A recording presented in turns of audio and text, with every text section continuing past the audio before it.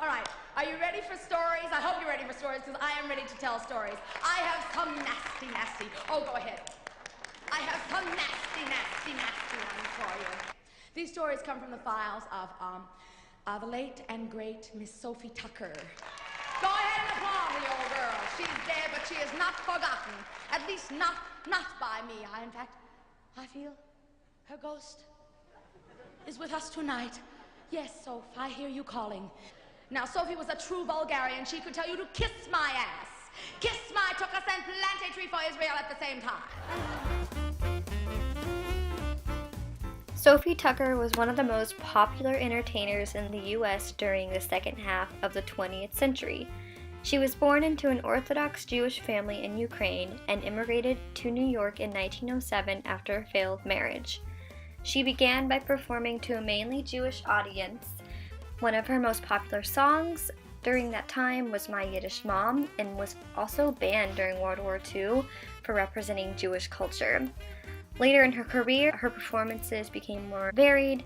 There was both Jews and non-Jews going to see her.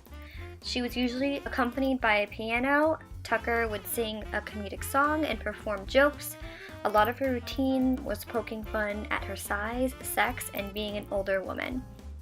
What I find interesting about Sophie is that although she was incredibly popular during her career, today she is largely unheard of.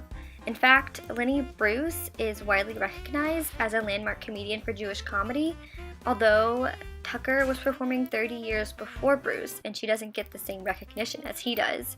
This is a common theme that I found when I was searching female Jewish comedy.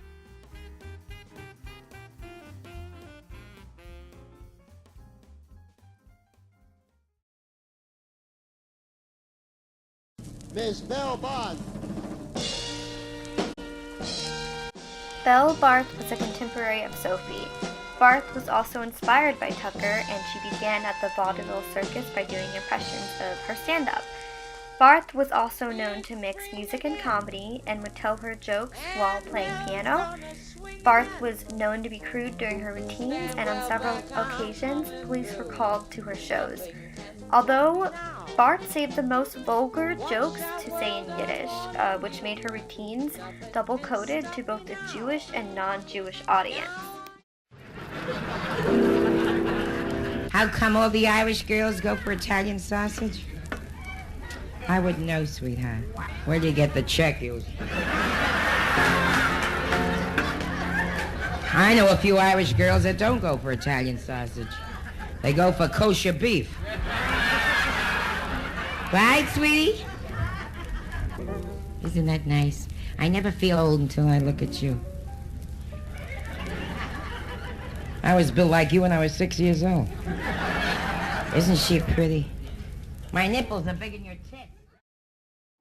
Well, I am perfect. See, you're not perfect.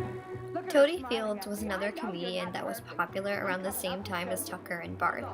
She was known to have a self-deprecating form of humor, usually making jokes around her larger size.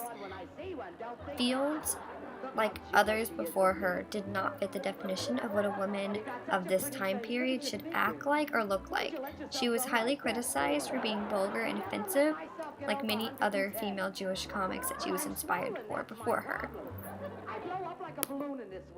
Variations of the type of comedy that originated with these women is still very much present in modern-day Jewish comedy.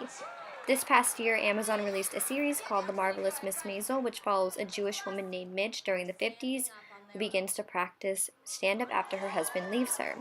Midge's stand-up is incredibly crude and obscene, similar to the routines of Barth or Tucker. At one point, Midge is arrested during one of her acts after someone in the audience notifies the police. This is much like what would happen to Belle Barth when she would perform. Women like Belle Barth, Sophie Tucker, and Toadie Fields broke boundaries for Jewish women in comedy and allowed women like Abby and Alana to create a show like Broad City and other prevalent Jewish women to make themselves present in comedy. I don't understand what's going on. You're under arrest. What? Why?